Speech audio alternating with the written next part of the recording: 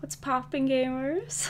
Who are the Oglodi? And what is the Red Mist Horde? How did the Oglodis go from being a civilized people concerned with art and philosophy to berserking barbarians led by a psycho warmonger?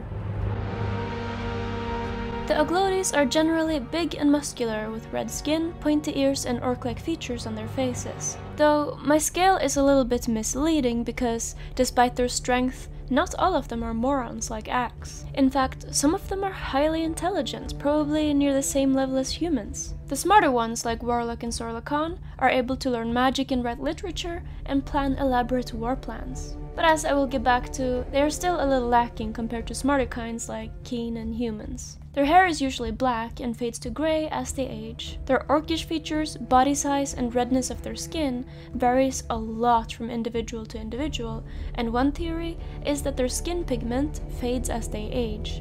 Axe, who is still in his prime, has bright red skin, while Warlock is more brownish. Lifestealer has almost no redness left, though this is only a theory and Disruptor kind of messes it up. Also, there's some younger individuals who have more brownish skin, so while I think the age theory is cool, I think Oglodis like humans just have a broad spectrum of skin colors. The Oglodi are very likely based on the Mongols and their Khans, maybe particularly Genghis Khan. In their fashion, the Oglodi army, the Red Mist Horde, is always on the move, ravaging everything in their path. The leader of the horde gets the title Khan, like for example Mogul Khan the Axe and later Sorla Khan. If Dark Willow is to be believed, then more often than not, the rule of thumb is the Oglodi are violent and bloodthirsty. You're the first Oglodi I met that isn't a raving murder machine.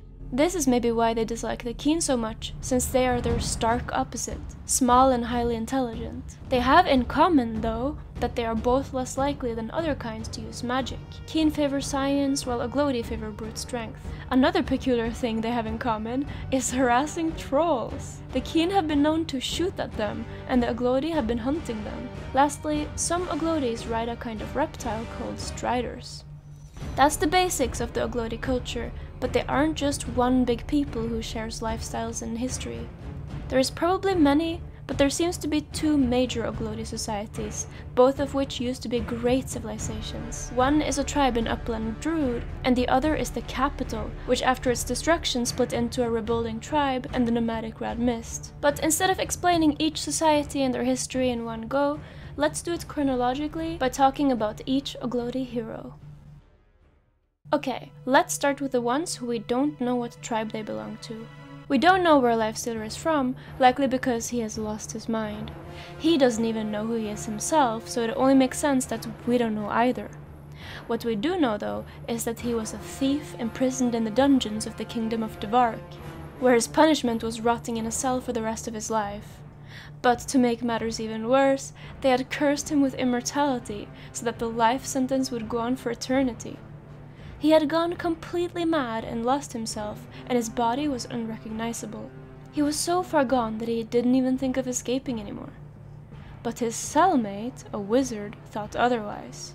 He wanted to use Lifestealer as a vessel to break out of the dungeon by infesting him and controlling him into sacrificing himself in a frenzy. But when the wizard entered the Oglodi, he was overwhelmed by pure insanity and instead ended up shattering his will. Now, their fusion gave birth to the Lifestealer, a new unnamed creature of horrifying power. With the Oglodi brute strength, wizard's cunning, and a newfound power of infestation, he escaped and was set loose on the world. So, remember how I said that some Oglodis favor intelligence over strength, but even they are just like slightly slow humans? Well, Warlock is a good example of this. He dedicated his life to collecting ancient forgotten texts of knowledge, which resulted in him learning to use magic to fight off anyone protecting the treasures he was hunting. It turns out he had a talent for magic, because he learned fast. He became the most powerful warlock back at the Ultimate Academy. There, he worked as a chief curator and head of acquisitions of their arcane archives, and learned to summon a demon to assist him in his quests for ancient books. Just a quick fun fact, this Ultimate Academy is the same that Kiddenbooker attended, and is basically Hogwarts, kind of. It's part of the Ultimate University, which also hosts the Arcane Archive, a library also known as the Ultimate Archives. There you find Warlock's collection, a bunch of old untranslatable spells, books about dragon anatomy and other magical beasts like the Hellwether Ram, and even a text about the Zealot Scarabs, the telepathic arthropods that Nyx Assassin is a member of. The Ultimar University is not only for scholars and wizardry, it's also for blacksmiths. But anyways, back to our boy Warlock. He has tried to write a grimoire where he has collected a bunch of spellbooks, but according to Stormspirit, Puck, and Grimstroke, he is not very good at writing. This is where I think his Aglodi blood is what's at fault. He also speaks Oskavosh, the demon tongue, though Mars comments this. Your Oskavosh isn't even passable! Which to me further proves that Aglodi, no matter how talented, will always be a little bit behind cognitively. I might be wrong though, let me know what you think.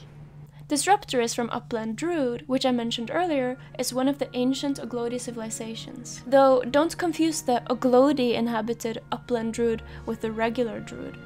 Just Druid refers to where the centaurs are from and where their Omex arena is located. Upland Druid is where your boy Disruptor lives and where the Striders, a common Aglodi mount, are from. Upland Druid is plagued by violent invasion from both the weather and kingdoms to the south. For centuries they have struggled to fight off the intruders and storms, and what remains is a fallen tribe.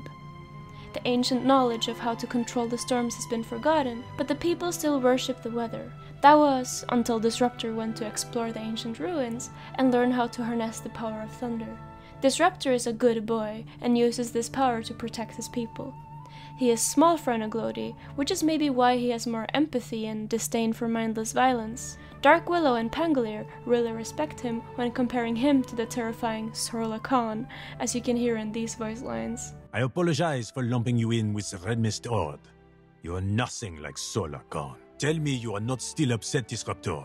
I truly meant no disrespect. You're much more reasonable than Sorla. You're the first Aglodi I met that isn't a raving murder machine.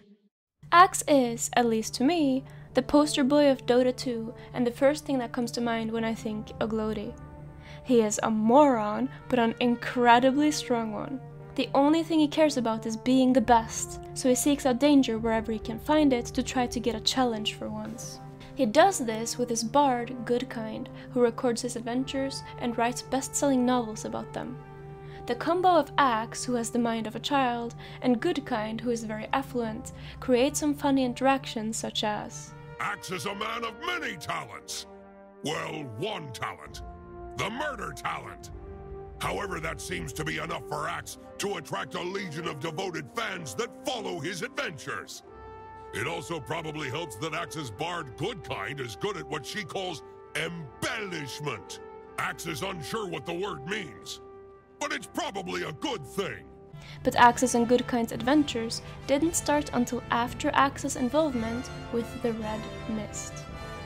Already as a fresh young grunt in the army, he aspired to become the Red Mist General, the Khan. And while Axe actually hates to kill Aglodi, as he says here, he had to rise in the ranks in the Red Mist. Axe hates to kill Aglodi, but it must be done. He slowly killed his superiors one by one. This, combined with the 7-year campaign of the 1,000 Turns, resulted in that by the end of the battle, when the Red Mist was victorious, Axe was the only member left. He had become, literally, a one-man army, and the general, the Khan of the Red Mist Horde. But what was this 7-year campaign against the 1,000 Turns business? To explain the history of the second ancient Aglodi civilization, we must combine the lore of Axe and his Forged in Demons blood set, and the new Aglodi lore in Artifact. Let's listen to the Red Mist Maul. Long ago, the Aglodi capital was a shining beacon of art and philosophy. And then they met the Tarnsmen, a barbarous group of demon worshippers. The Tarns lay siege to the Aglodi's great city, sating their bloodlust on any they could find. It was a massacre. The battle ended only because the Tarns grew bored and left a great civilization in ashes. Ever a resilient people, the Aglodi rebuilt and started again, referring to the razing of their capital as the Bleak Day. But for some, rebuilding was not enough. They believed that forsaking the martial in favor of the esoteric is what led to their downfall, and so they left and formed the first Red Mist Horde. So this ancient Oglodi society was a peaceful one, where they were more interested in art and philosophy rather than war and ravaging. But then they were attacked by the Tarnsmen on what they called the Bleak Day, and the capital was destroyed. This split it in half. Some stayed to rebuild the capital and to continue with their peaceful lifestyles, while the others formed the first Red Mist army and marched towards the 1,000 Tarns for revenge. Among them was the young Mogul, who would later be known as Mogul Khan the Axe.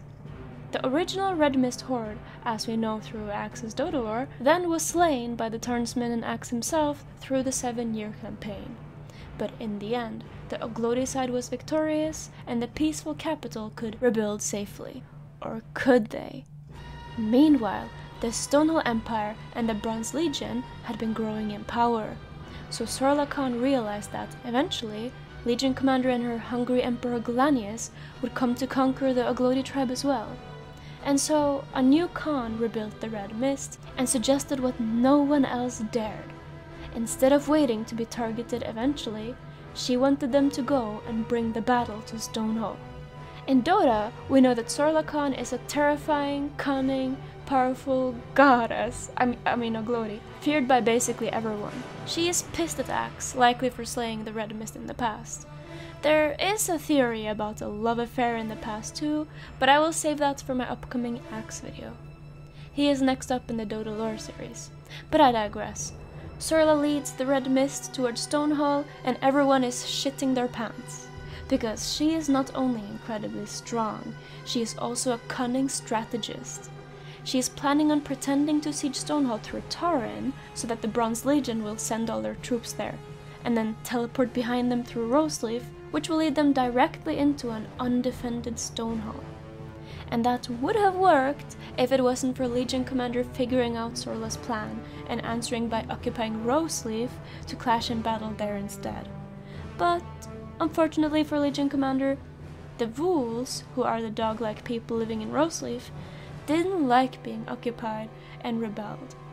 Legion Commander now faced both a rebellion within Roseleaf and the Red Mist Horde from the outside sieging their way in. The outcome is unknown, but as I have explained in the past, I'm pretty sure Legion Commander is able to defeat the Vool Rebellion, but then in the end loses to Sorla. The artworks say Legion Commander has the upper hand, but the voice line says Sorla does, so I don't know. My theory is that the story will progress in Artifact 2.0 with the Red Mist sieging Stonehill directly. So that's it for this video, gamers. I hope you have a wonderful day, and thank you so much for supporting me, and I hope to see you around. Peace!